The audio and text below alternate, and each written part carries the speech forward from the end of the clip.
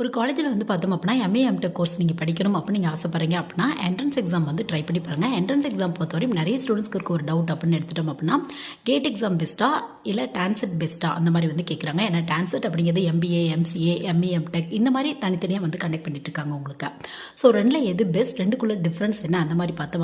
Gate அப்படிங்கிறது வந்து பார்த்தோம் அப்படின்னா நேஷனல் லெவலில் நடக்கிற எக்ஸாம் உங்களுக்கு. டான்செட் அப்படிங்கிறது தமிழ்நாடு பேஸ் பண்ண எக்ஸாம் உங்களுக்கு.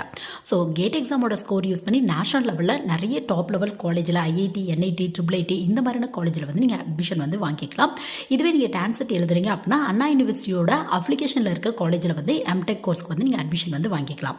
அது மட்டும் இல்லாமல் அண்ணா யூனிவர்சிட்டியோட அப்ளிகேஷனில் இருக்க ஒரு சில காலேஜில் வந்து பார்த்தோம் அப்படின்னா ரெண்டு மெத்தடில் வந்து நீங்கள் அட்மிஷன் வந்து வாங்கிக்கலாம். ஒன்று கேட் எக்ஸாமோட ஸ்கோர் யூஸ் பண்ணி வாங்கிக்கலாம், இல்லை டான்செட் எக்ஸாம் எழுதி அதுக்கப்புறம் நடக்கிற கவுன்சிலிங் பேஸ்லேயே நீங்கள் அட்மிஷன் வந்து வாங்கிக்கலாம். ஸோ நீங்கள் எந்த காலேஜில் படிக்க போகிறீங்க ப்ளஸ் எந்த ஸ்ட்ரீம் எடுக்க போகிறீங்க அதை பேஸ் பண்ணி வந்து நீங்கள் எக்ஸாம் வந்து பண்ணிக்கோங்க.